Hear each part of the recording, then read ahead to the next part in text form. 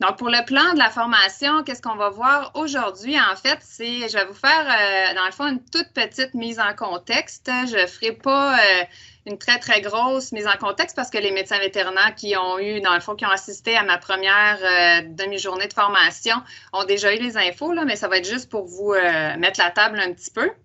Ensuite, on va vraiment voir les mesures de biosécurité dans les piscicultures. Puis, j'ai monté ma présentation sous forme de 3 questions clés pour la biosécurité. Et ensuite, on va voir l'importance des analyses de laboratoire également dans le diagnostic là, des maladies.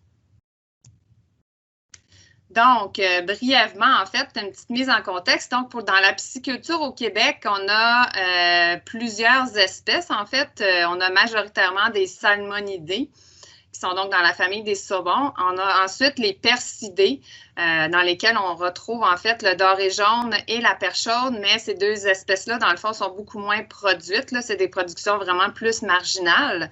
Donc, qu'est-ce qu'on a d'importance, en fait? En premier lieu, va arriver, dans le fond, l'omble de fontaine.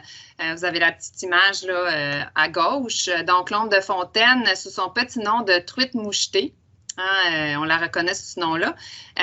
Dans le fond, elle va être particulièrement produite là, pour le marché de l'ensemencement, en fait. Donc, ensemencer des pourvoiries, des écs, des choses comme ça. Donc, c'est pour ça que cette espèce-là, dans le fond, est très populaire là, pour la pêche sportive au Québec. Ensuite, on a une deuxième espèce, c'est la truite arc-en-ciel. Donc, tout le monde connaît, j'en suis sûre, qui est pour le marché de la table et le marché de l'ensemencement également. C'est un poisson quand même qui vient plus gros, donc qui est intéressant en fait pour le marché de la table, la restauration et la vente dans les magasins de consommation. On a également l'omble chevalier qui va être principalement produite pour la table et qu'on retrouve là, dans des restaurants des régions où l'omble chevalier, dans le fond, est produite. Donc, vous voyez en fait les petites photos ici. Ensuite, normalement, dans les piscicultures au Québec, on retrouve différentes installations. Donc, ce qu'on va retrouver, en fait, sous bâtiment, donc, en fait, les bassins et tout ça qui vont être dans un bâtiment, c'est vraiment en fait, les stades de production les plus fragiles. Donc, c'est là qu'on retrouve l'écloserie. Donc, vous voyez, en fait, ici, une photo d'un incubateur à tiroir, là, donc, où sont gardés les œufs, en fait, sont incubés les œufs. Vous avez ensuite l'alvinage, là, qui est le bassin qu'on voit en bas à droite là, avec les tout petits alevins. Et puis ensuite, ils vont garder aussi les géniteurs là, sous bâtiment. C'est important en fait pour qu'ils ne soient pas exposés là, aux agents infectieux, particulièrement si, dans le fond, ils sont sous attestation sanitaire, là, comme la docteure Chapdelaine vous a parlé au tout début. Donc, en fait, ces stades de production-là sont gardés à l'intérieur et approvisionnés normalement en eau souterraine, qui est normalement, en fait, exempte d'agents pathogènes. Donc, c'est les stades les plus fragiles. Ensuite, ce qu'on retrouve normalement, en fait, au Québec, c'est plus situé à l'extérieur. En fait, c'est tout ce qu'on appelle les bassins d'engraissement et de pré-engraissement et d'engraissement. Donc, ce qu'on voit en fait sur les photos ici. Donc, évidemment, ils doivent être protégés là, si on ne veut pas qu'il y ait de prédateurs, en fait, qui entrent en contact avec eux. Mais la majorité, en fait, de ces installations-là sont approvisionnées en eau de surface. Donc, qui peut potentiellement contenir des agents pathogènes, là, des bactéries, des virus, en fait, des parasites, parce que cette eau-là provient normalement de rivières, de ruisseaux, de lacs, qui ont souvent des poissons indigènes là, à l'intérieur. Donc, ici, je vous reprends un petit peu le schéma. Là, je vais me prendre un petit pointeur. D'accord. Donc, ici, dans le fond, vous avez ce qu'on retrouve là, en majorité, là, je vous dirais, dans les piscicultures du Québec. Donc, comme je vous mentionnais tout à l'heure, les stades les plus fragiles donc, vont être situés sous bâtiment, là, donc dans l'écloserie. On parle encore une fois des œufs, des alevins, des géniteurs. Et en fait, ces bâtiments-là vont être approvisionnés par de l'eau souterraine, donc de l'eau de puits. Ensuite, on va avoir les stades de pré-engraissement et d'engraissement qui vont être souvent, dans le fond, à l'extérieur. Et puis, on a différentes organisations, en fait, de bassins. Donc, vous voyez ici, en fait, des bassins qui sont en série. Hein, donc, dont l'eau vient en amont ici et se déverse jusqu'en aval pour finalement aller à l'étang de sédimentation, qui est un endroit où les matières fécales, là, les matières en suspension vont se déposer avant que l'eau, en fait, de surface retourne, dans le fond, dans le cours d'eau. Et ici, on a l'organisation des bassins qui est en parallèle. Donc, chaque bassin reçoit de l'eau neuve, en fait, du cours d'eau. Il y a certaines installations aussi où il y a de l'eau, en fait, souterraine là, qui va quand même aller dans les bassins à l'extérieur. C'est quand même pas fréquent. Et souvent, en fait, l'eau, en fait, qui vient dans des stades les plus fragiles, là, va être réutilisée, en fait, pour aller dans les bassins d'engraissement à ce moment-là. Voilà. Fait que ça fait le tour un petit peu vite, là, mais les médecins vétérinaires qui étaient là à ma première demi-journée de formation ont suivi, dans le fond, une formation plus en détail à ce niveau-là. Donc, on va passer vraiment au sujet de l'heure, en fait, la biosécurité. Je l'ai montée, en fait, sous forme de 3 questions. Donc, la première question qu'on va voir, c'est pourquoi est-ce que la biosécurité est importante en pisciculture? En fait, ensuite, on va voir comment on fait pour instaurer la biosécurité en pisciculture une étape à la fois. Et puis, on va finir par comment créer une sensibilisation des employés à l'importance des mesures de biosécurité en pisciculture. Donc, pourquoi, en fait, la biosécurité est-elle importante en pisciculture? Comme vous le voyez ici sur le schéma, l'aquaculture est considérée comme une des ressources de protéines animales les plus durables. C'est le secteur là, présentement qui est en croissance la plus rapide à travers le monde. Okay? Ce qui était là à ma première formation, encore, on l'avait vu là, un petit peu là, ici, la production qui est vraiment qui augmente de façon exponentielle à travers le monde. Et les statistiques nous disent que si on veut subvenir, là, dans le fond, aux besoins mondiaux, en fait, en alimentation, il faudrait que la production augmente de 50 % d'ici 2050. Okay? Donc, on voit que, en fait, l'aquaculture, la pisciculture, dans le fond, va augmenter encore là, dans les prochaines années. C'est sûr que comme d'autres secteurs agricoles, l'aquaculture rencontre aussi des maladies infectieuses. Hein? On l'a vu aussi dans les autres demi-journées de formation. Puis ça résulte en fait de son intensification puis de sa commercialisation. Donc, plus on peuple de poissons, plus on produit d'animaux, en fait, plus on a de chances d'avoir en fait le développement de maladies à ce moment-là, comme dans tous les autres secteurs agricoles. Puis ça augmente la probabilité d'éclosion majeure de maladies infectieuses qui augmente au fur et à mesure, dans le fond, que les activités aquacoles s'intensifient et se développent. Donc, comme dans les autres espèces aussi, c'est ce qu'on rencontre là, en aquaculture. Donc, pourquoi est-ce que c'est important aussi la biosécurité? Bien, c'est parce que si vous avez des éclosions de maladies, tout ça, l'introduction de maladies dans la pisciculture, qu'est-ce que ça va faire? En fait, bien, pour le pisciculteur, c'est des pertes de production directes. Hein? Bon, là, on a une photo d'une situation qui est arrivée l'été dernier là, avec l'entassement et les canicules là, qui sont subvenues. Donc, ça fait vraiment des pertes là, de production directe. Ensuite, si on a des individus, en fait, qui sont justement exposés à des agents infectieux qui développent la maladie, bien évidemment, on va avoir les frais vétérinaires et les frais de produits de traitement, là, de prescription qui vont venir avec aussi. Donc, le coût des produits de traitement, des antimicrobiens. Puis, c'est sûr qu'évidemment, si on doit traiter, si on doit ramasser des mortalités, bien, ça crée beaucoup plus d'ouvrages pour le pisciculteur et ses employés. Donc, c'est tous des effets négatifs là, quand on a l'introduction, dans le fond, d'agents infectieux là, dans une pisciculture. On l'a vu aussi, il y a des maladies, en fait, qui sont difficiles, voire impossibles à éradiquer, à moins de faire complètement un vide sanitaire, là, de tout désinfecter et de recommencer. Donc, on a des maladies d'importance là, qui sont malheureusement endémiques au Québec également. Donc, il y a la maladie bactérienne du rein, que vous pouvez voir ici, là, qui causent vraiment des granulomes, entre autres dans le rein et dans d'autres organes. Et on a aussi la nécrose pancréatique infectieuse qui va affecter les alevins, qui va, dans le fond, causer la nécrose là, au niveau du pancréas.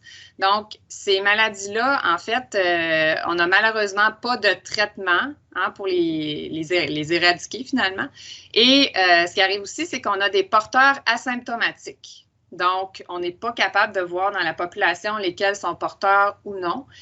Donc, il faut faire attention parce qu'au moindre stress, aux moindres manipulations, dans le fond, ils peuvent développer, en fait, la maladie. Puis, ce qui rajoute à la difficulté aussi dans ces deux maladies-là, c'est qu'on a non seulement une transmission horizontale, donc d'un individu à l'autre ou d'un objet, de l'eau au poisson, mais on a une transmission aussi qui est verticale, donc de la mère directement dans l'œuf. Donc, même si le pisciculteur a un bon protocole de désinfection de ses œufs à l'iode, eh bien, il n'y a rien à faire malheureusement là, pour le virus de la nécrose pancréatique ou la bactérie là, de la maladie bactérienne du rein, en fait, pour éliminer là, les agents qui sont à l'intérieur de l'œuf. Donc, c'est souhaitable que ces agents-là n'entrent pas dans une pisciculture. Ensuite, il y a certaines exigences aussi en biosécurité, parce que, comme vous l'avez vu avec la docteure Chapdelaine, dans le fond, pour les pisciculteurs qui sont dans le programme québécois d'attestation sanitaire, bien, en fait, à la section 5, c'est vraiment le rôle et les responsabilités de l'exploitant. Et là-dedans, en fait, l'exploitant doit répondre à plusieurs critères là, de biosécurité s'il veut rester, en fait, dans ce programme-là. On a également le code de pratique, en fait, pour le soin et la manipulation des salmonidés qui devrait, en fait, être publié là, cet automne. Et dans ce code de pratique-là, en fait, il y a la section 5.2 sur la prévention des maladies. Et puis, dans les exigences, en fait, il doit y avoir un protocole de biosécurité qui est élaboré puis qui va être mis à jour. Donc, on voit vraiment que la biosécurité, c'est vraiment super important là, au niveau de la pisciculture. Si on va au-delà, d'accord, de la production du pisciculteur en tant que tel, de l'industrie, mais pourquoi c'est important la biosécurité puis qu'il ne rentre pas d'agents infectieux, en fait, dans un élevage, là, finalement? C'est qu'on parle beaucoup là, du concept One Health, en fait, une seule santé. Donc, vous en avez sûrement tout entendu parler, évidemment, les médecins vétérinaires, là, mais on en parle dans les nouvelles et partout, surtout depuis la pandémie du COVID. Donc, ça, c'est sûr, on en parle énormément. Donc, ce concept-là a été initié, dans le fond, au début des années 2000, puis ça faisait suite à la recrudescence et à l'émergence de maladies infectieuses, notamment causées par la mondialisation des échanges, en fait, que ce soit de produits, d'humains. Maintenant, la planète Terre est rendue comme un petit village. Donc, ça fait suite à ça. Puis, ça repose en fait sur un principe simple, là, comme vous pouvez le voir ici, c'est qu'en fait, la santé, dans le fond, des êtres humains est reliée, dans le fond, à la santé de l'environnement et à la santé des animaux. Donc, la santé des humains passe par la santé de tous ces organismes-là. Donc, il y a toujours possibilité là, de transmission, là, dans le fond, d'agents pathogènes entre les populations. Donc, c'est ce qu'il y a dans le concept là, One Health. Puis, ce qui arrive aussi, c'est que, dans le fond, la santé animale, végétale, c'est ça, et la santé de l'environnement, là, sont toutes reliées. Puis, quand on soigne des animaux d'élevage avec des antibiotiques, il faut faire attention aussi parce que ça peut entraîner, là, dans le fond, des résistances qui sont transmissibles aux bactéries qui sont présentes dans notre microbiote, puis dans celui des animaux, puis dans l'environnement. Donc, il y a des nouveaux mécanismes de résistance qui sont en émergence puis qui se propagent malheureusement à l'échelle mondiale puis qui menacent notre capacité à traiter les maladies infectieuses courantes. Puis, ce qui fait que de simples maladies, en fait, avant qui répondaient à certains traitements antibiotiques, bien, vous le savez, avec la résistance aux antimicrobiens, bien, on se retrouve là avec des problématiques qu'on est moins capable, en fait, de traiter les gens là, ou les animaux là, qui tombent malades avec ces agents-là multirésistants. Et puis, ça crée des mortalités là, chez les humains, les animaux, donc des pertes de production aussi chez les animaux. Puis, je vous dirais que la résistance aux antimicrobiens est maintenant considérée comme l'un des plus grands risques pour la santé humaine et animale, puis que le taux actuel de propagation, là, il est tel que d'ici 2050, ils estiment qu'il y a 10 millions de personnes dans le monde qui vont mourir d'infections résistantes. Puis ça va apporter des coûts là, associés à peu près à 100 billions de dollars américains. Donc, oui, là, on vit avec une pandémie, OK?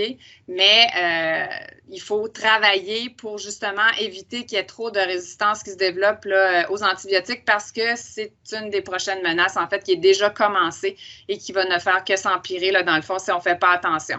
Donc, en évitant que des agents infectieux entrent dans la pisciculture, ben, on va utiliser de moins en moins de produits de traitement et c'est souhaitable là, pour tout le monde.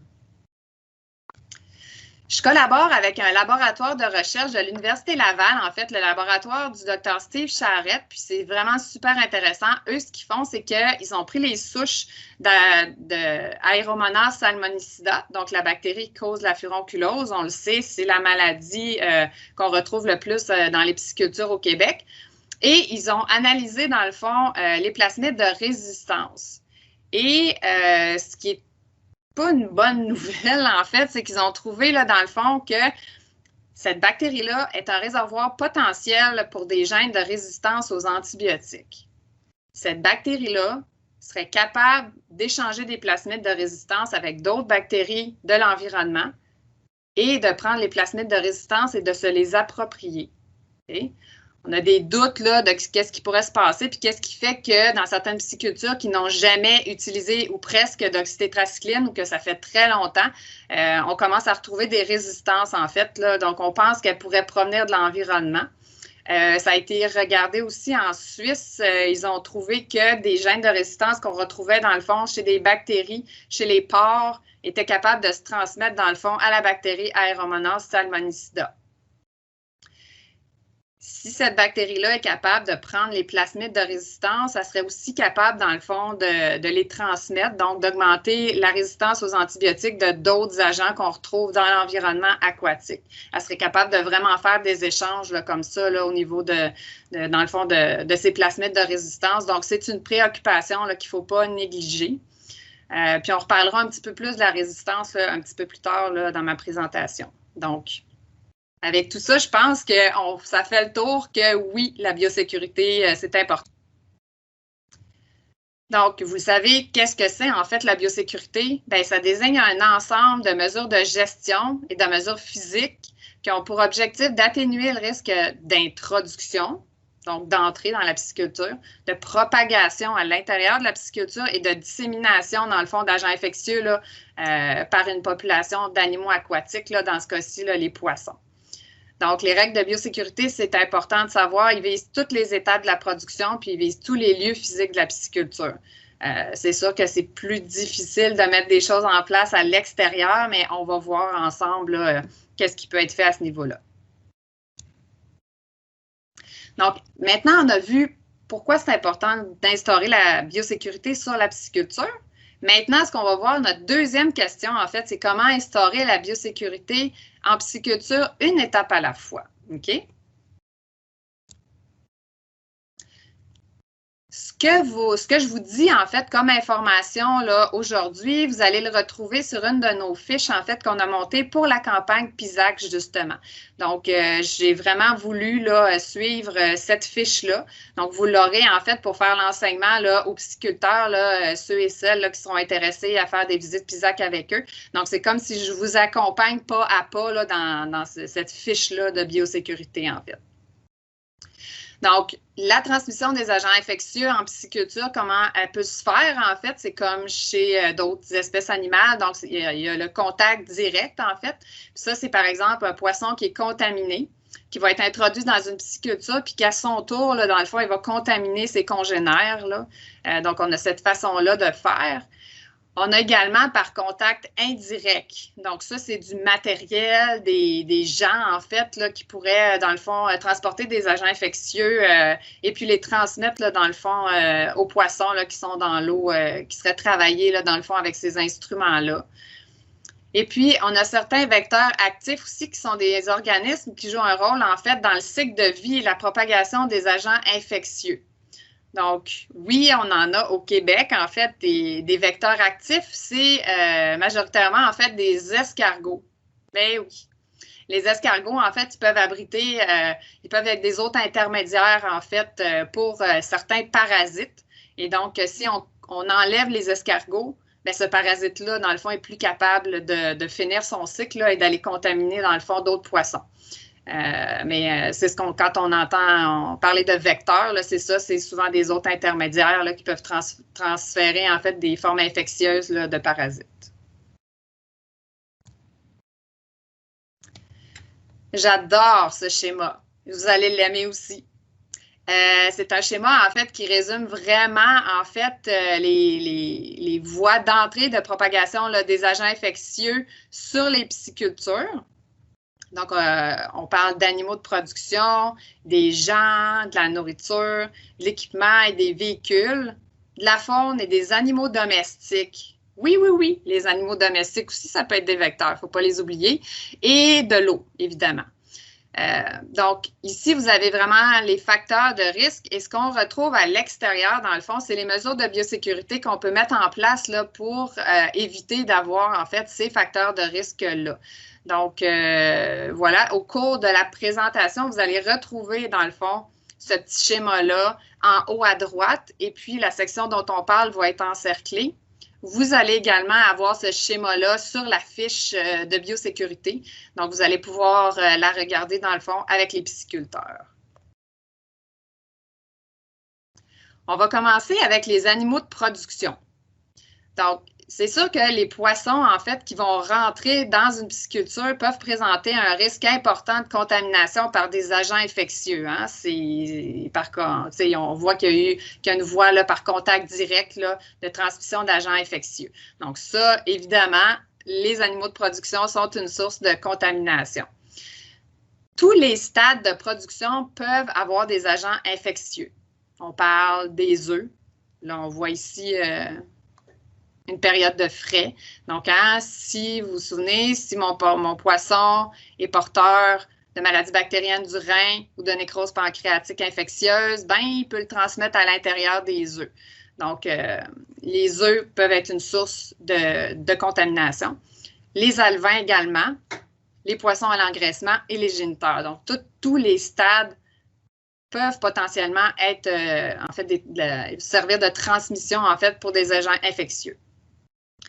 Donc, ce qui est important, en fait, pour une pisciculture, dans la mesure du possible, c'est de s'approvisionner d'une source qui est exempte de maladies. Donc, c'est pour ça aussi qu'on a, dans le fond, le programme québécois d'attestation sanitaire. Donc, les piscicultures, en fait, qui ont une attestation peuvent être attestées exemptes d'une des 3 maladies principales. Hein, si vous vous souvenez, furonculose, maladie bactérienne du rein, nécrose pancréatique infectieuse. Donc, elles ne sont pas nécessairement exemptes des 3 maladies. Elles peuvent avoir la furonculose, mais elles sont exemptes des 2 autres, des choses comme ça.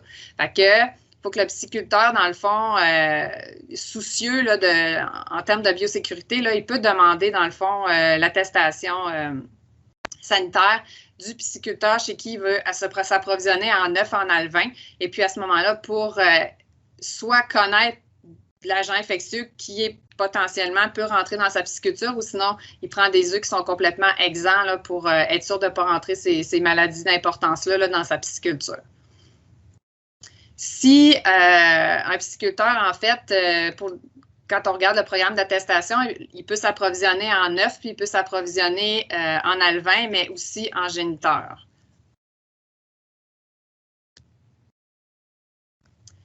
Ensuite, on va suggérer, dans le fond, que tous les animaux, donc les poissons qui vont entrer sur la pisciculture, soient mis en quarantaine pour un minimum de 30 jours dans une unité de production qui est vraiment isolée à part des autres. Là.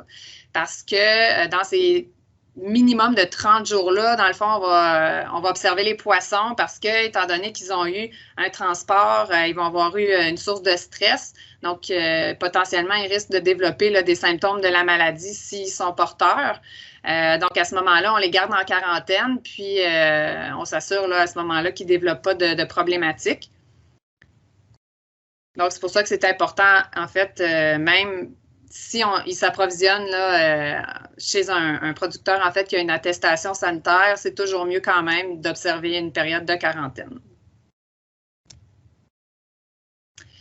Ensuite, c'est sûr que si on est capable de limiter les déplacements là, de poissons à l'intérieur de la pisciculture, là, comme c'est le cas ici, ou entre les piscicultures, ben c'est sûr que c'est l'idéal.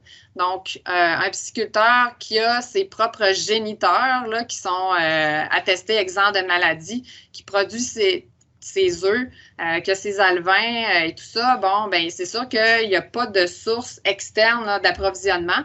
Donc, à ce moment-là, c'est sûr que c'est favorable là, au niveau de la biosécurité. C'est sûr que c'est pas tout, en fait, les pisciculteurs là, qui produisent leurs propres œufs, leurs propres alevins. Donc, la majorité doivent quand même s'approvisionner à l'extérieur. Donc, il faut faire attention à ce moment-là. C'est sûr qu'aussi, il faut faire attention parce que, évidemment, quand les poissons grossissent et tout ça, si on ne veut pas avoir d'entassement dans les bassins, on en a parlé un petit peu précédemment, il faut faire des transferts de poissons là, quand ils arrivent à différents stades de croissance. Donc, il faut faire attention aussi dans quel bassin, étant là qu'on les envoie là, pour ne pas favoriser la contamination là, partout sur les sites de la pisciculture. Et on fait attention aussi quand on transfère d'une pisciculture à l'autre. C'est bon. Ensuite, c'est sûr que plus le poisson est en bonne santé, plus son système immunitaire est développé, plus il est fort, bien, moins il y a de chances quand même, évidemment, de développer la maladie s'il rentre en contact là, avec les agents infectieux. Donc, c'est très important. Là, comme je vous disais tout à l'heure, le code de pratique va sortir, dans le fond, si tout va bien, là, à l'automne 2021. Donc, les pisciculteurs vont pouvoir en prendre connaissance, puis là, s'assurer du bien-être des poissons. Donc, un poisson qui est bien, en fait, n'est pas stressé. Puis normalement, on évite aussi les blessures, là, donc il y a beaucoup moins de chances d'avoir des portes d'entrée d'agents pathogènes là, ou d'agents infectieux là, à l'intérieur du poisson.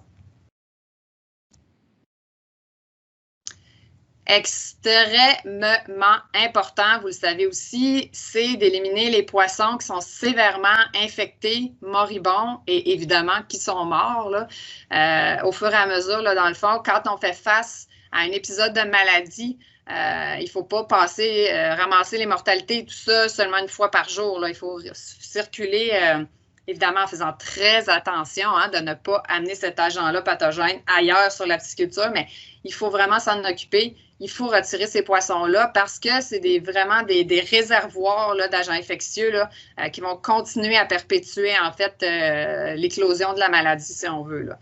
On dit un minimum d'une fois par jour, c'est sûr, mais si c'est plus souvent, là, dépendant là, de la quantité de mortalité, c'est ce qui est mieux. Si on a une quantité qui est peu importante de poissons, on parle de mortalité normale ou de mortalité parce qu'il y a eu peut-être une petite problématique avec la qualité de l'eau et qu'on n'a pas beaucoup de poissons. En fait, ce qu'on peut faire, c'est que les pisciculteurs, ils peuvent prendre les poissons à tous les jours, les mettre dans des sacs dans le congélateur et puis lorsque les ordures ménagères passent, en fait, ils peuvent mettre les poissons, en fait, dans les ordures ménagères. Mais si on s'entend que c'est des petites quantités de poissons. Quand ils ont des mortalités, comme on voit sur la photo, là, qui sont plus importantes, en fait, il faut qu'ils soient enfouis ou incinérés dans des installations qui sont autorisées selon la loi sur la qualité de l'environnement.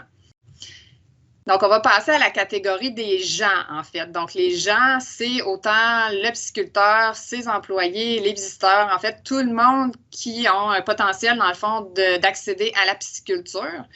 Donc, c'est très, très important que tous les gens qui entrent dans la pisciculture doivent respecter les mesures de biosécurité sans exception. Il y en a qui veulent amener des amis, les enfants des amis, voir leurs installations et tout ça.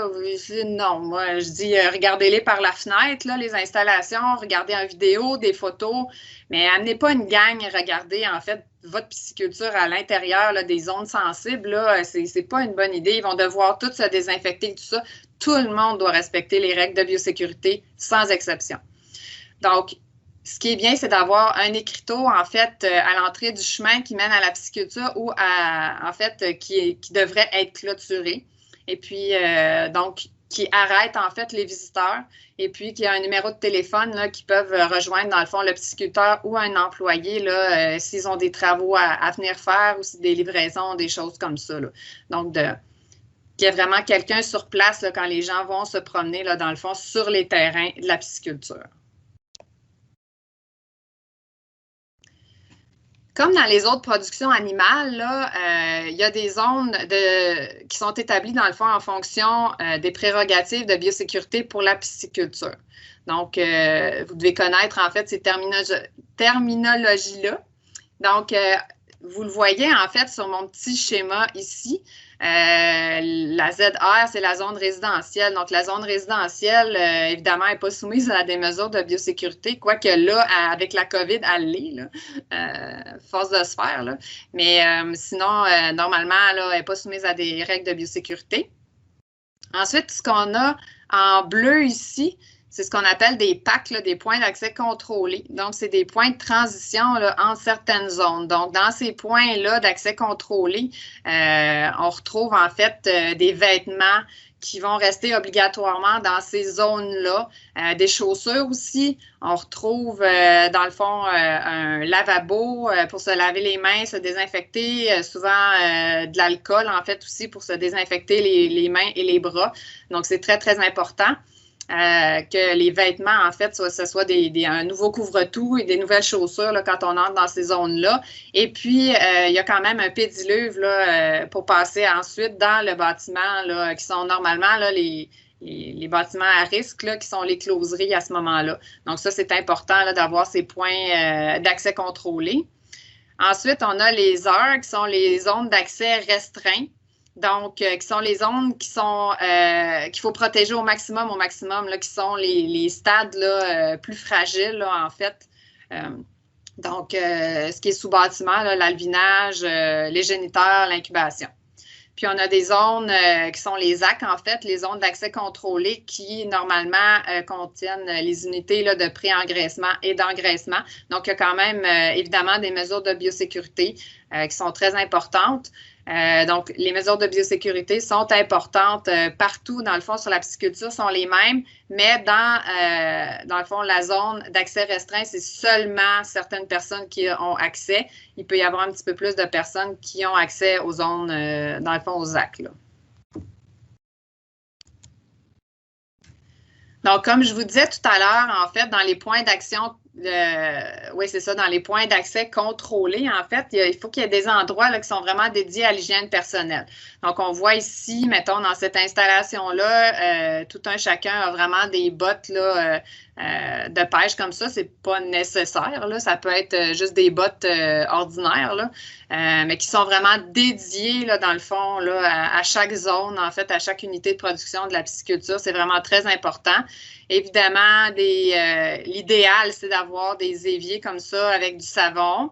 Là, j'ai mis une espèce de petite explosion ici. Il faut faire attention parce que, étant donné qu'on travaille dans un milieu aqueux, dans l'eau, qu'il y a des poissons qui sont sensibles, dans le fond, à différents produits, c'est vraiment, il faut faire attention, il ne faut pas que le savon ait d'additifs, des choses qui sont potentiellement toxiques pour les poissons. Parce que vous avez beau vous laver les mains, mais si après ça, vous ne mettez pas de gants, mettons, puis vous plongez les mains dans un bassin, bien, si vous avez des produits sur la peau qui vont dans les bassins à long terme, ça pourrait être dommageable dans le fond, ça pourrait être toxique pour les poissons. Donc, il faut faire attention.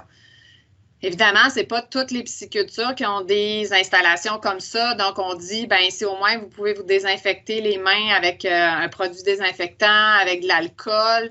Puis, si vous utilisez un produit désinfectant, encore une fois, il faut faire attention qu'il n'y ait pas d'additifs, de parfum, des choses comme ça qui pourraient par après entrer en contact là, avec les poissons. Donc, il faut faire attention. Je vous disais, évidemment, on met un pédiluve. Pourquoi j'ai mis plus ou moins sur le pédiluve? Là, je vous aurais posé une question, mais je vais m'auto-répondre dans le fond. Le pédiluve est extrêmement utile si on n'a pas de matière organique, dans le fond, en dessous des pieds, finalement. Parce que la majorité des désinfectants peuvent être inactivés par la matière organique.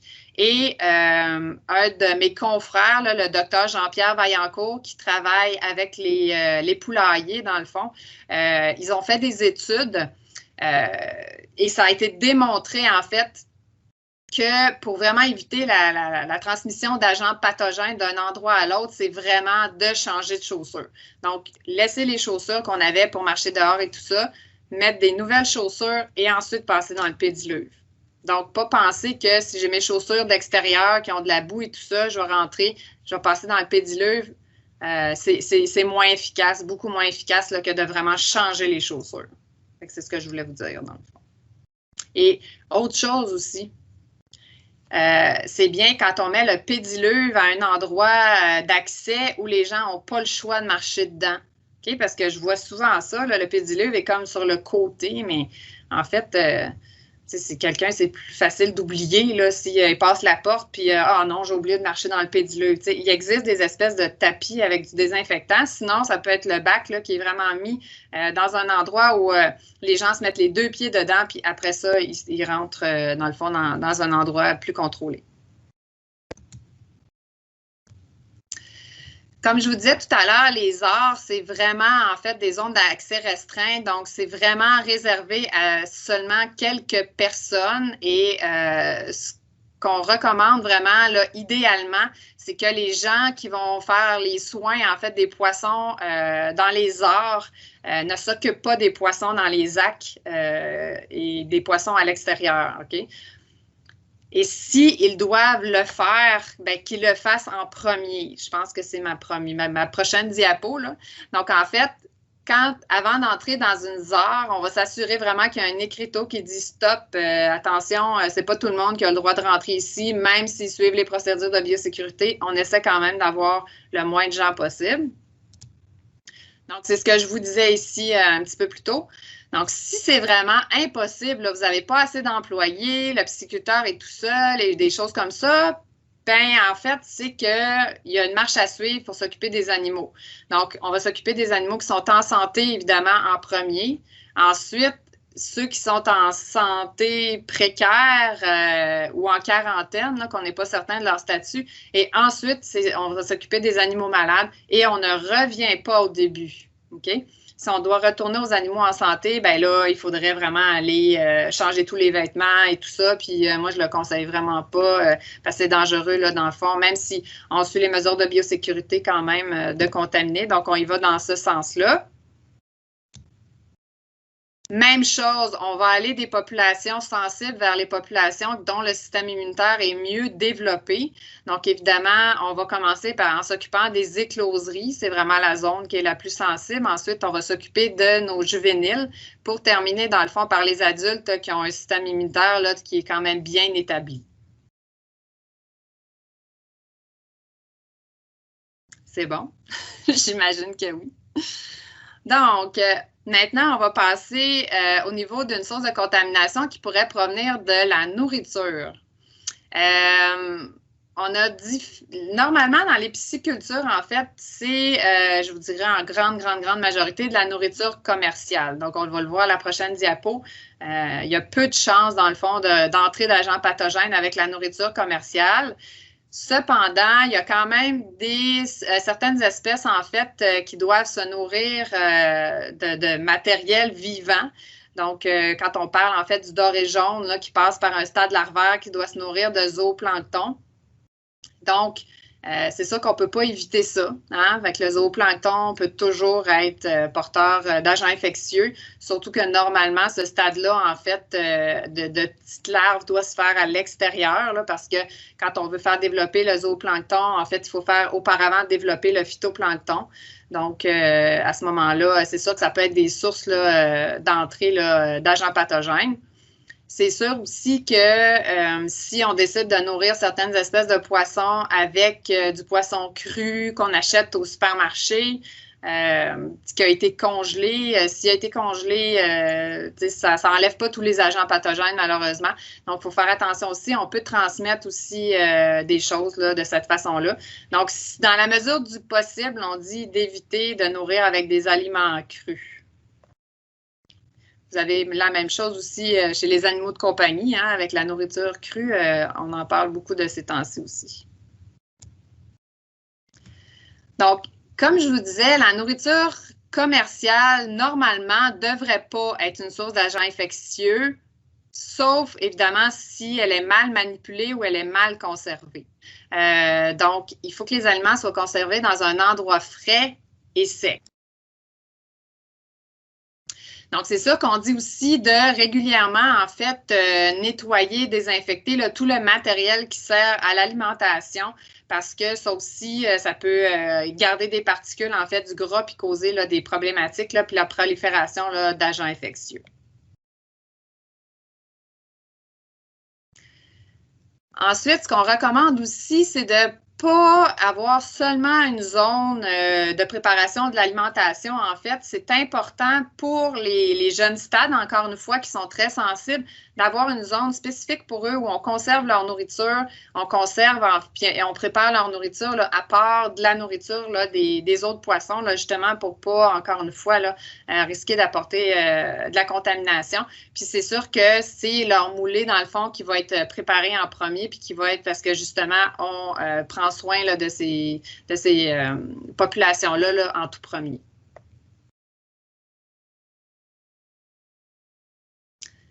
Donc, on va passer à la voie de contamination possible suivante. Là, vous voyez, hein, c'est pas pire. Je vous ai fait ça. On suit bien notre petit schéma. Donc, on est rendu à la 4e voie d'introduction et de propagation d'agents pathogènes. Donc, les équipements, les véhicules. Donc, il faut vraiment faire attention à ça. On pourrait avoir transmission d'agents infectieux là, par contact indirect, en fait, à ce moment-là.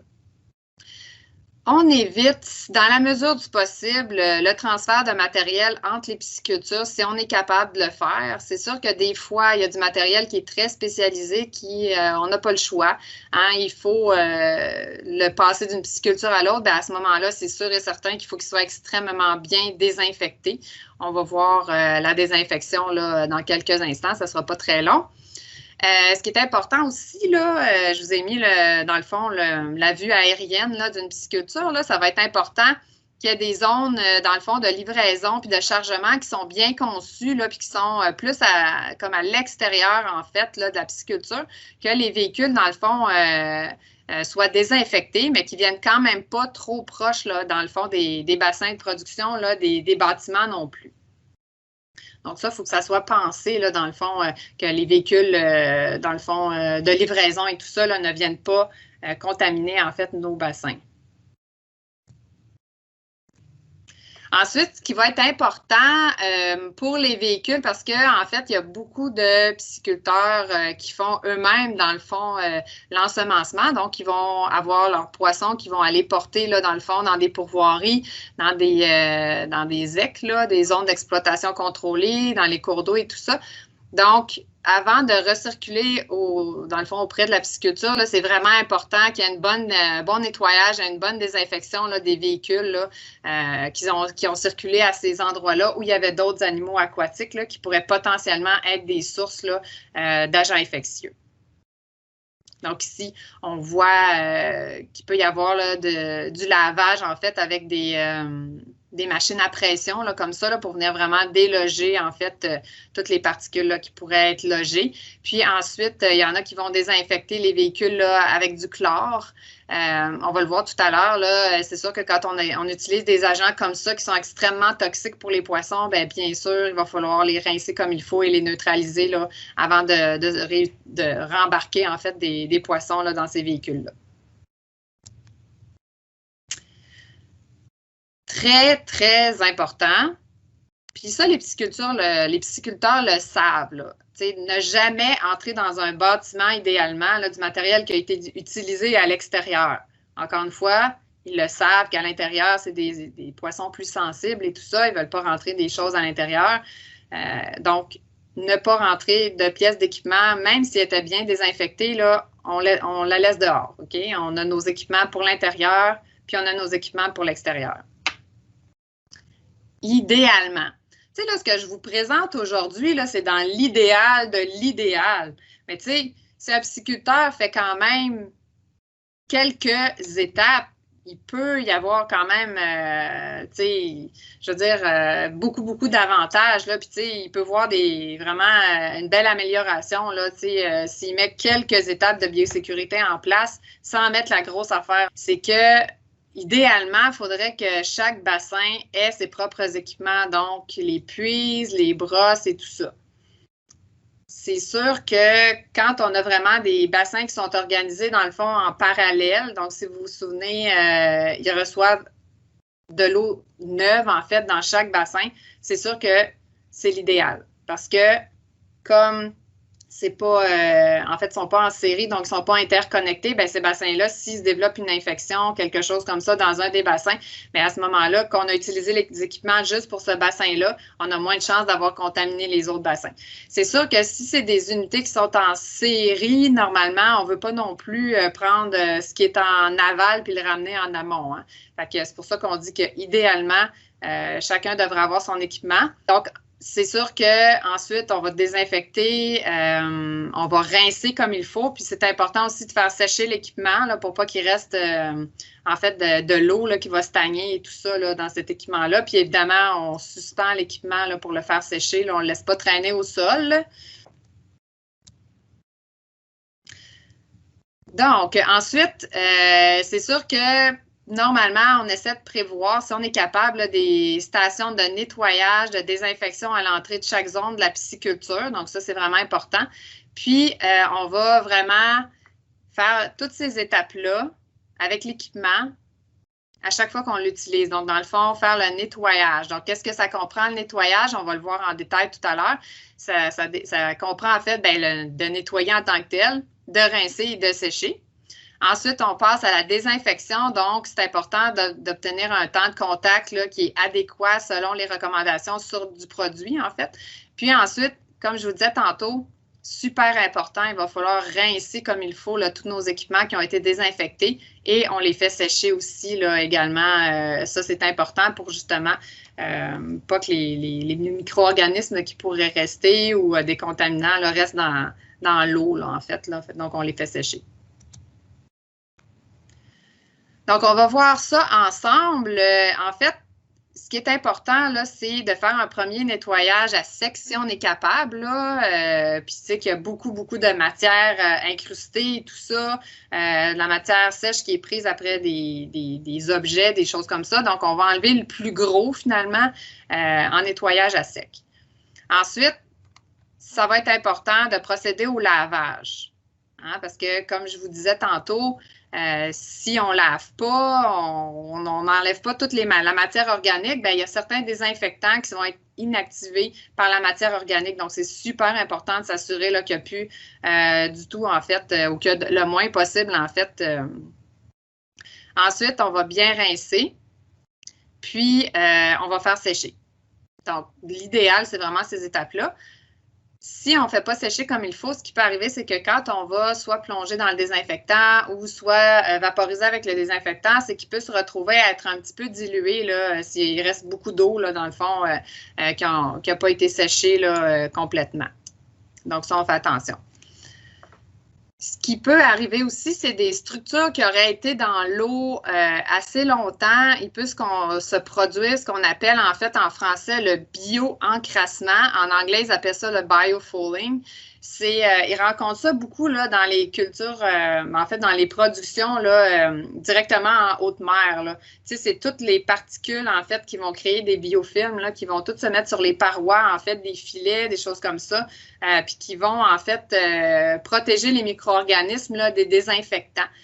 Donc, c'est important d'essayer d'enlever tout ce bio-encrassement-là avant là, de penser qu'on peut faire une bonne désinfection.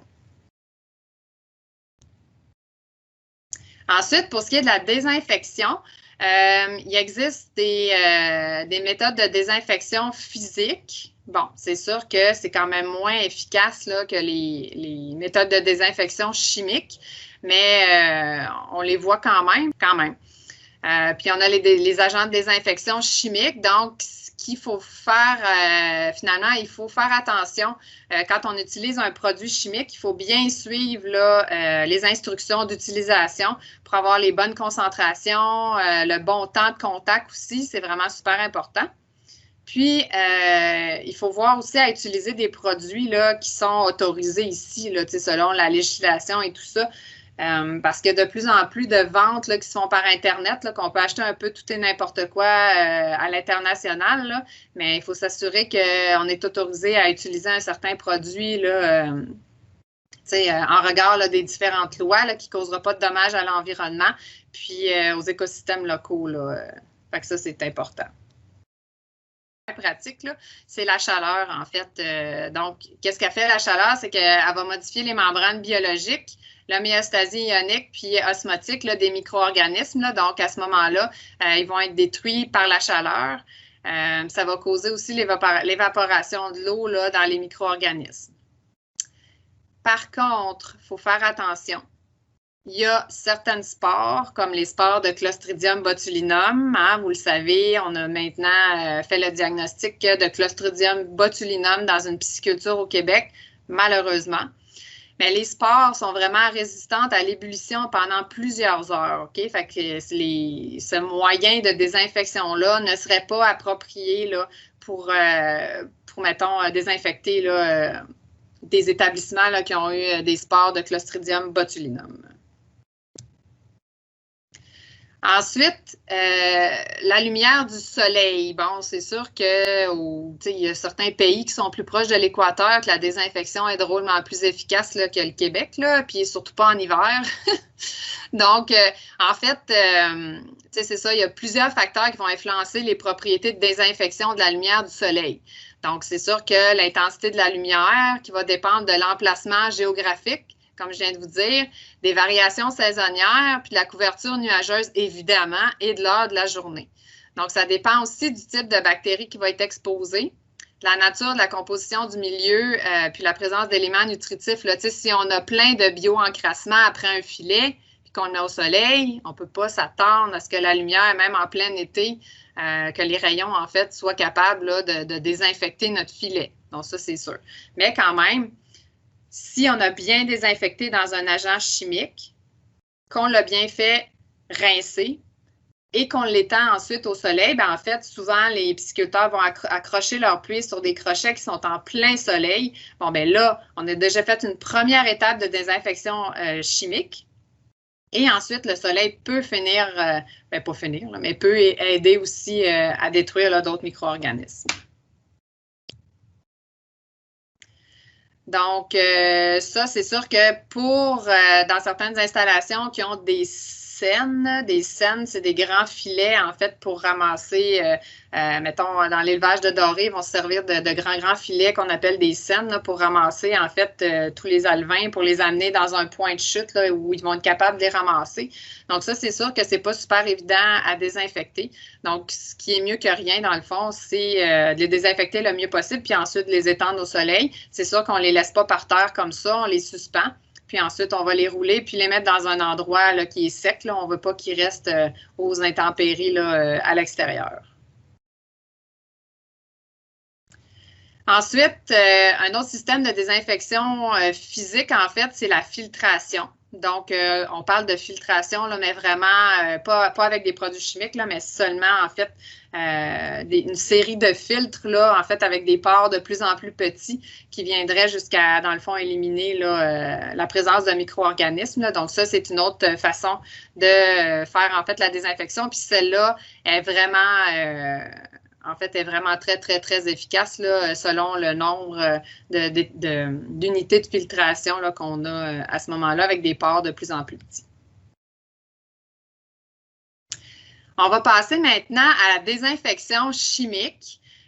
Comme je vous le disais tout à l'heure, si on veut que le produit soit efficace, bien, il faut respecter la concentration qui est écrite dans le fond sur le contenant. Il faut respecter aussi le temps de contact, c'est important.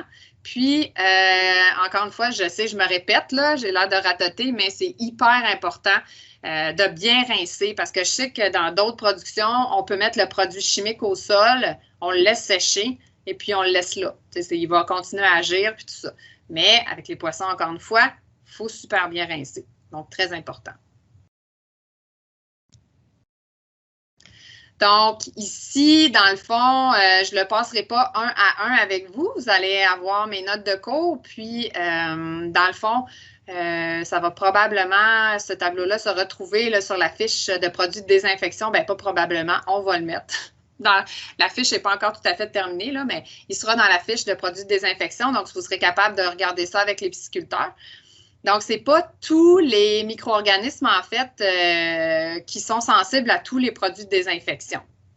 Donc, si on prend juste un exemple de changement de pH, en fait, de mettre ça très acide ou très basique, bien, ce n'est pas efficace sur tout. Là. On voit plusieurs, en fait, là, si on regarde là, les moisissures aquatiques, les mycobactéries, les spores, là, le changement de pH n'est pas efficace pour eux. Et c'est plus ou moins efficace là, pour les virus enveloppés ou non enveloppés. Un produit, ici, là, le formaldéhyde, vous voyez, est efficace contre tous les stades, bien, pas tous les stades, là, mais tous les types de micro-organismes là, majoritairement rencontrés en pisciculture. Par contre, vous savez, le formol, irritant, cancérigène, donc c'est sûr qu'on ne peut pas dire à un pisciculteur, bien, vaporise du formol partout, puis tu vas être correct, là. Au niveau de la santé, là, c'est pas correct. Fait que c'est sûr que, oui, il est efficace, mais on ne peut pas vraiment l'utiliser comme ça à large. Là. Fait qu'on peut y aller quand même avec d'autres produits. Là. Il y a quand même le chlore là, qui est vraiment intéressant. Il faut faire attention, par exemple, encore une fois, il faut vraiment l'inactiver. C'est toxique pour les poissons. Puis ce qui est beaucoup utilisé, là, je vous dirais, c'est le virkon aquatique, qui est quand même très intéressant là, ici, puis qui est quand même, en fait, qui est pas néfaste là, pour l'environnement, dans le fond, une fois qu'il est dilué. Donc, ça, ça devient intéressant, en fait.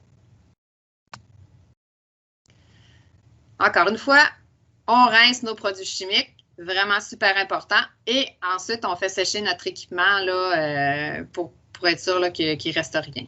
C'est bon. OK. Donc, maintenant, on va passer à nos petits amis de la faune et nos animaux domestiques. Ensuite, c'est ça, il y a beaucoup d'autres animaux. Je vous dirais qu'au Québec, il y a quand même beaucoup de grands hérons, puis de martins pêcheurs là, qui vont raffoler les poissons de production. Écoutez, la densité de poissons dans ces unités-là sont très intéressantes pour eux. Donc, ils peuvent même établir leur famille là, si on ne les empêche pas. Visons. Nos chers visons. Ils sont très cute, là, mais c'est des...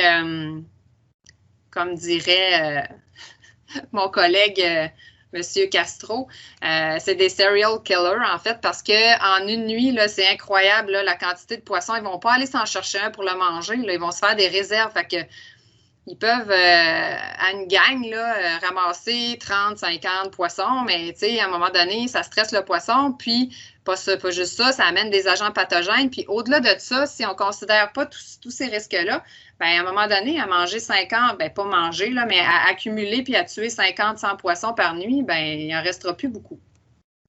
Donc, ça, ils sont vraiment très, très voraces.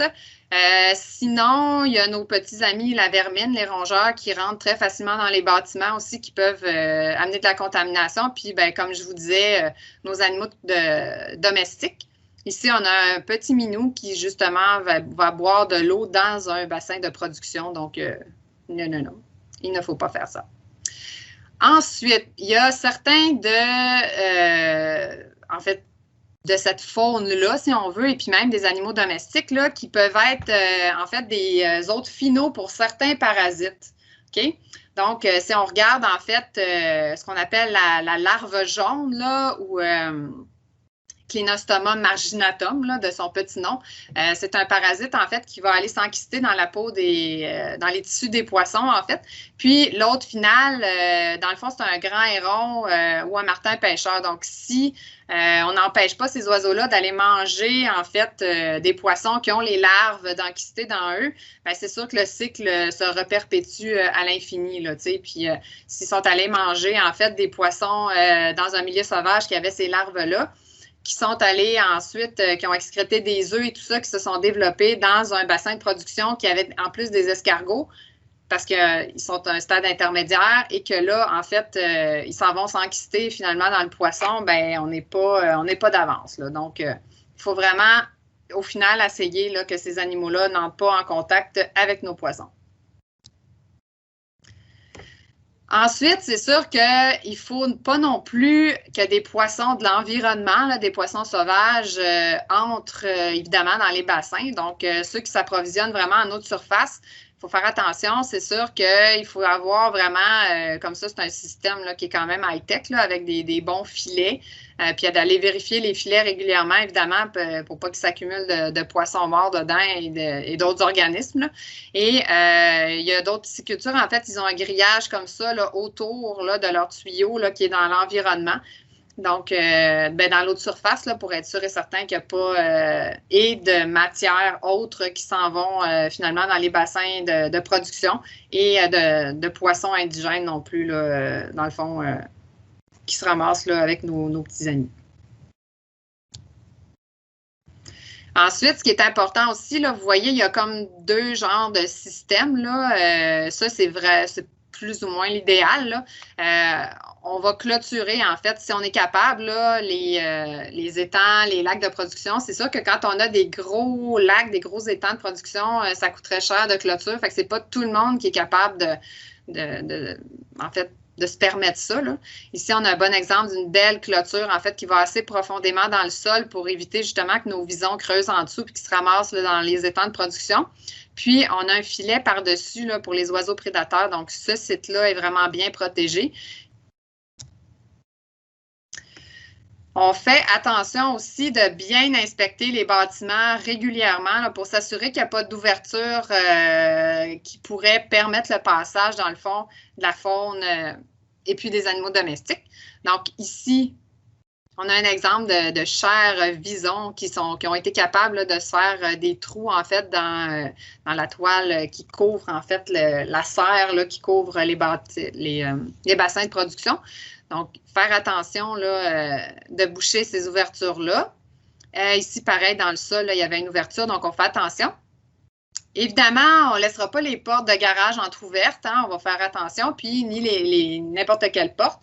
On les referme comme il faut. On ne laisse pas de jour non plus là, pour qu'il y ait des animaux là, qui puissent rentrer. Bon, ça va bien. On est rendu à la dernière source de contamination, l'eau. Hein? C'est la dernière et non la moindre.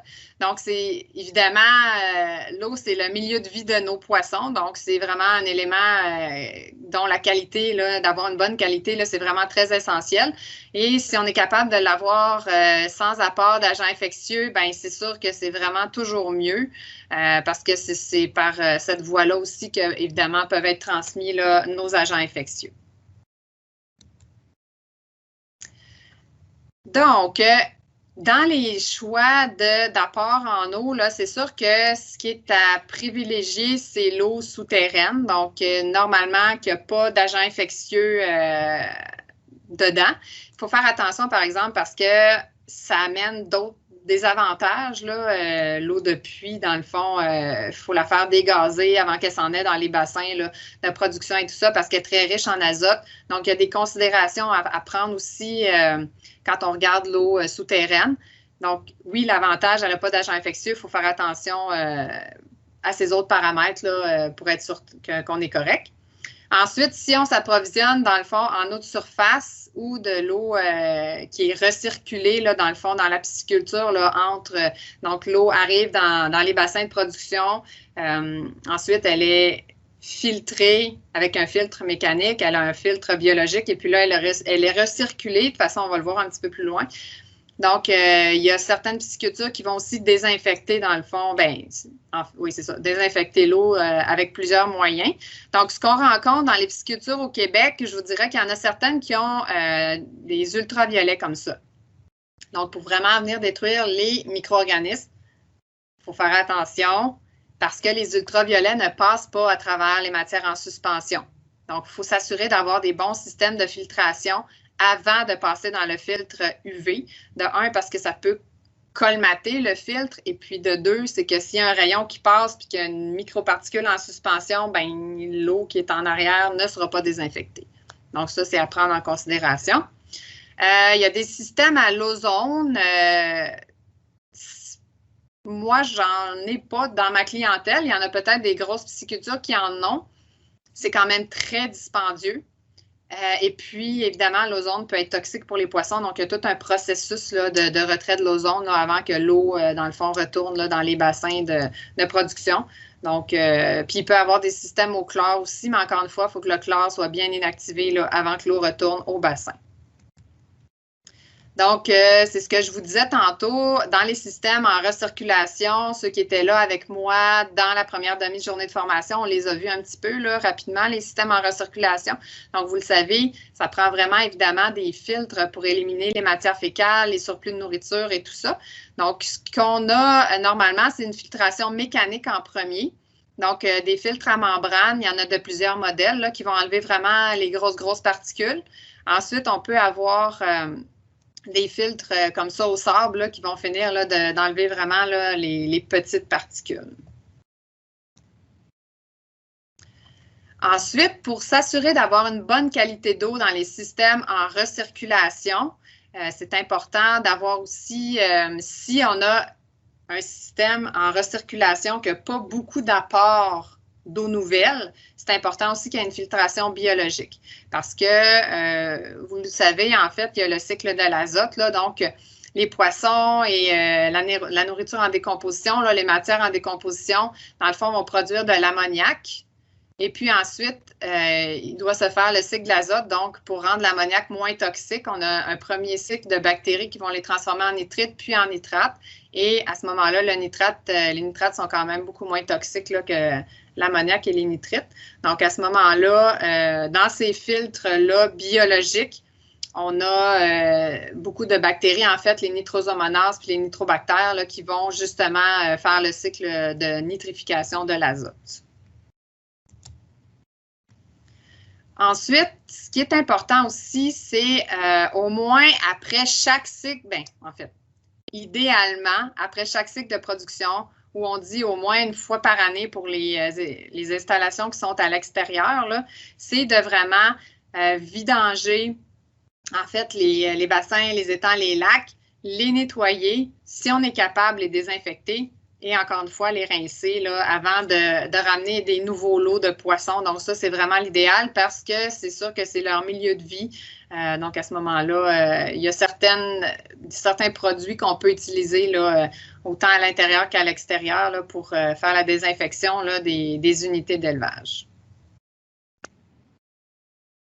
Ensuite, ce qui est important aussi, c'est qu'évidemment, éloigner là, de nos étangs, de nos unités de production, là, les eaux de rejet, que ce soit le rejet de la pisciculture, que ce soit le rejet, en fait, des eaux usées ou des eaux de transport. Là, si on est allé faire, mettons, des livraisons, des choses comme ça, on a de l'eau de transport, là, il faut l'éliminer, mais vraiment loin, en fait, des bassins de production et tout ça, pour ne pas, justement, contaminer là, avec des agents infectieux qui pourraient être présents dans l'eau. La tenue de registre, on va le passer quand même assez rapidement. J'en ai pas d'exemple, mais c'est super important que les pisciculteurs tiennent des registres, justement, pour qu'on ait l'historique, en fait, puis des lots de poissons, qu'est-ce qui leur est arrivé, où est-ce qu'ils sont rendus, est-ce qu'il y a eu des achats, des ventes, des choses comme ça. Tenir compte aussi des visiteurs qui entrent sur la pisciculture. Donc, puis la gestion de la nourriture et tout ça, pour tout faire des chartes là, de croissance et tout. Donc, c'est vraiment très important. Ce qui est important aussi, c'est un registre des paramètres d'eau. Hein, on l'a vu avec la Dr Grosset, pour ceux qui étaient là dans la première demi-journée de formation, ou les médecins vétérinaires, n'oubliez pas, ceux qui n'étaient pas là, mais qui veulent les voir, ça va être en différé, en fait, sur le site de l'Ordre, j'imagine, prochainement. Donc, en fait, c'est ça, comme on l'a vu avec elle, c'est important aussi de faire un historique des paramètres d'eau parce que puis de les prendre régulièrement. Y a-t-il eu un pic d'ammoniac? S'est-tu passé quelque chose? Une chute de pH? N'importe quoi? Un problème au niveau de la température parce qu'il y a un chauffe-eau qui a fait défaut, des choses comme ça. C'est toutes des sources de stress. Fait que c'est important d'avoir tout l'historique de la pisciculture. Donc, on a presque fini la biosécurité. En fait, le schéma ici, il veut tout dire, tu sais, dans le fond. Fait que chaque pisciculture est vraiment unique, puis elle doit avoir son plan de biosécurité adapté, dans le fond, à ses activités, à ses installations.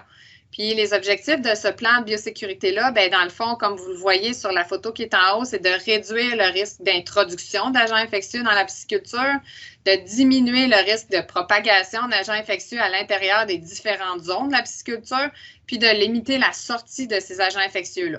Donc, le plan de biosécurité, dans le fond, il vient couvrir, en fait, tous ces trois volets-là, si on veut. C'est bon? Et là, je voulais juste vous faire, dans le fond, un petit diapo ici. Si jamais il y a des maladies, là, dans le fond, qui sont difficilement éradicables, qui sont rentrées sur la pisciculture, bien, à ce moment-là, il y a moyen de limiter les impacts de la maladie parce qu'il y en a qui vont avoir, mettons, une maladie dont on a des porteurs asymptomatiques puis qui se transmettent de façon verticale, qui vont se dire, bien, moi, je ne tiens pas à l'éradiquer, je vais vivre avec la maladie. Je n'ai pas envie d'éliminer tous mes poissons et tout ça. Donc, en fait, il y a des moyens d'agir et de ne pas stresser le poisson, là, dans le fond, pour éviter là, des éclosions de maladies là, le plus possible.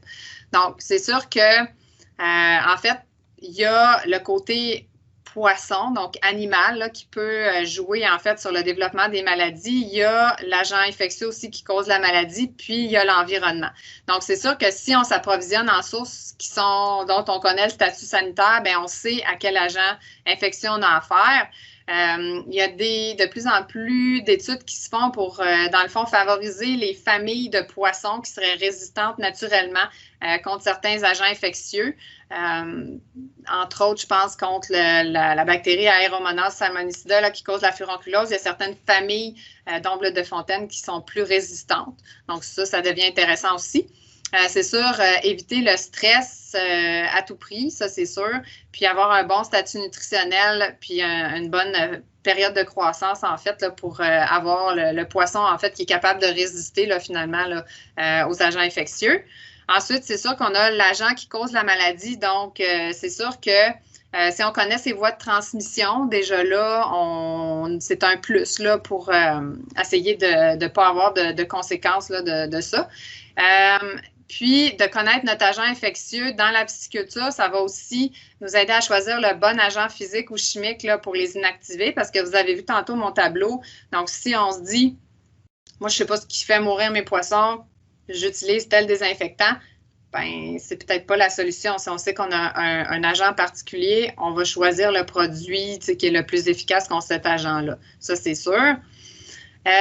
Puis ensuite, dans l'environnement, bien, c'est sûr qu'on va évidemment favoriser une bonne gestion pour avoir la qualité de l'eau qui est la meilleure possible, pour ne pas avoir de matières en suspension qui vont venir, mettons, irriter nos branchies, puis à ce moment-là, qui pourraient rendre le poisson le plus susceptible là, aux agents infectieux.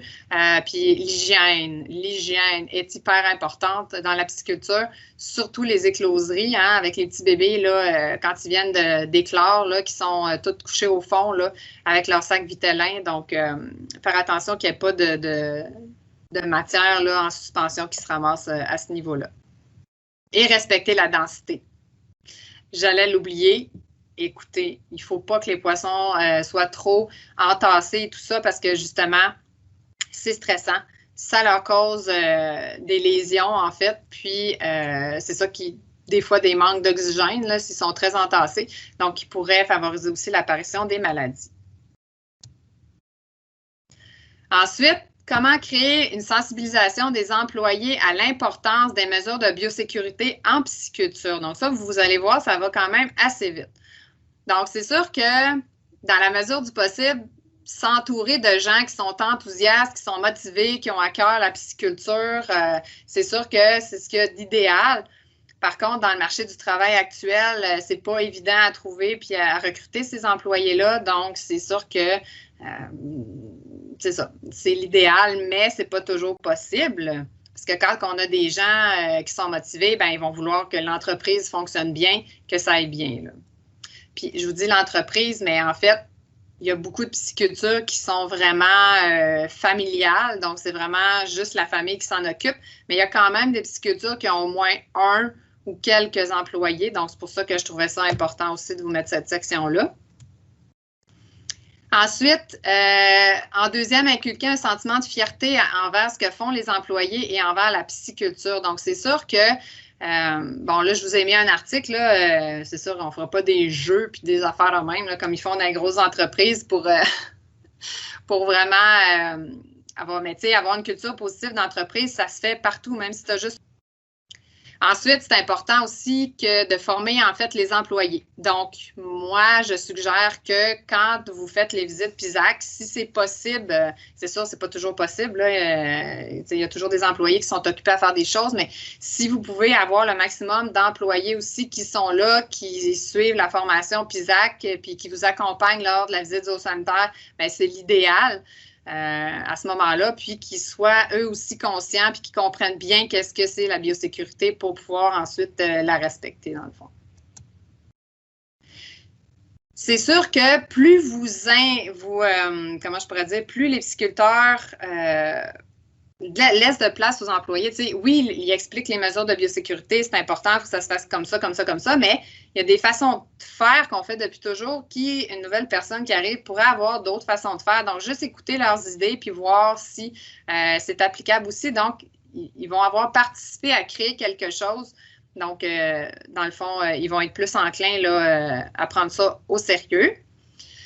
Ensuite, c'est bien beau d'enseigner des choses, mais il faut aussi que l'employé ait la vigilance de faire, bon, ben là, on a vu c'était quoi les signes de furonculose. Bon, ben oups, je vois ça sur un poisson, qu'est-ce que je fais? Il faudrait peut-être appeler le vétérinaire, là, parce que j'ai remarqué qu'il y avait des lésions. Tu sais, pas faire du nettoyage, des choses comme ça, puis juste passer à côté, puis dire, ben, j'ai ramassé des morts, mais c'est comme ça. Non, essayer de...